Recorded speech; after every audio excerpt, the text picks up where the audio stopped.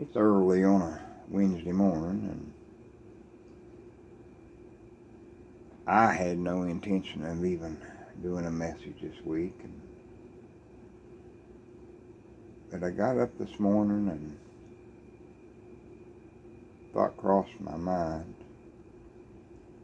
about being thankful.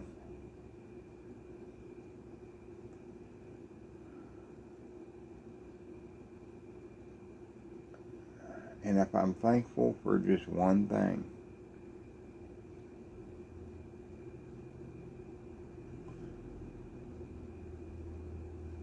that I've been shown that it's not up to me.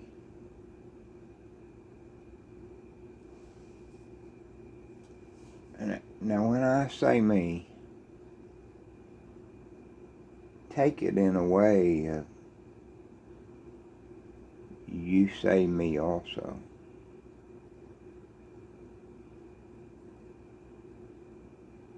Paul in the Corinthian letter, the First Corinthian letter, he points out it's not by the wisdom of man. If you wanted to grab a hold of the message of the First Corinthian letter, that's what he was pointing to. He said it's God that giveth the increase. The Ephesian letter tells us that he fitly frames. And when I grab a hold of that, I think all of us have seen a master carpenter who's fitly framed a piece of furniture. And done it in a way that the joints were just perfect. And he done dovetails on the drawers, and when you see it, you can tell that this man was a master at what he does. Just a work of art, but a work of art in the way of how he fits it together. And our Lord was a carpenter, and he still is a carpenter. And if you went over that piece of furniture of that man, you may find a small flaw, but you'll never find a small flaw in what our Lord fits together. It's going to be perfect.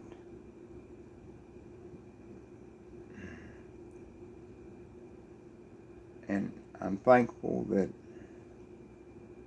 he does the work. But I'm also thankful that we don't. Now, Ephesians 2:10 tells us there's works.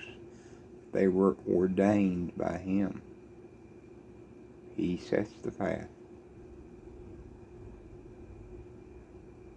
I often say the word, I've met myself several times. And I would just mess it up.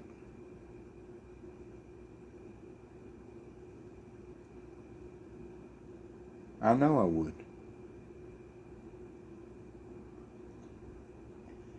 But then there's many times when I lose sight of this fact. Or I'll even go to the point of saying I don't believe it. I feel like I have to help. And then one more time, like one of the dear brothers said, he got to grab me by the collar. And I got to be reeled in. And shown time and time again. He's the one that fits. He's the one that feeds. He's the one that gives the increase. It's not by man's wisdom. Now, this natural man wants to control, wants to direct and lead and figure and cipher and every other word you can think of. See, that's how God wired us. But you got to remember, there's blessings in that conflict. Because 2 Corinthians letter 4 and 7 tells us to show us time and time again that the excellency is of God and not of us.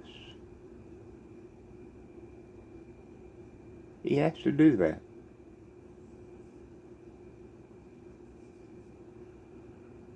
You know, we go to all the verses in Isaiah 46, 9 and 10, and Romans 8:28. We know them all.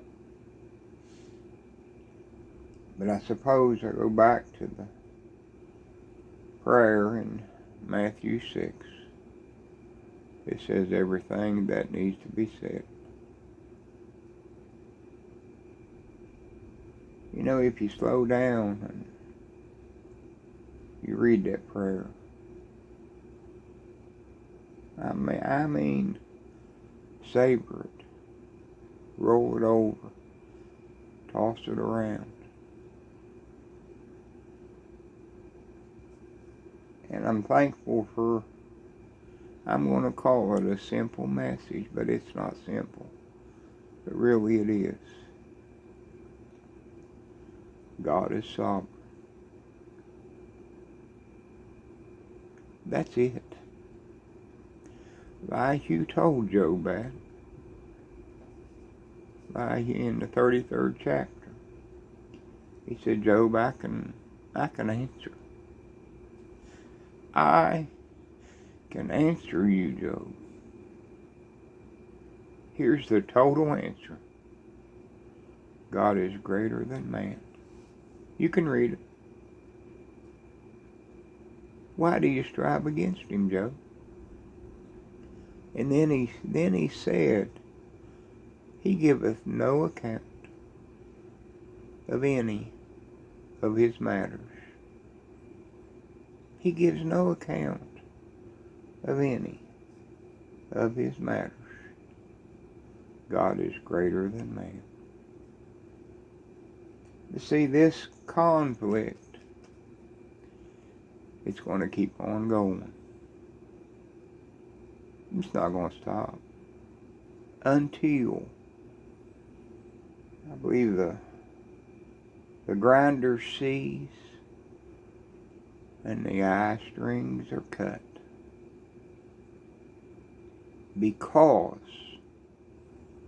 there's blessings in the conflict that goes on only within a little child of God. Thank you.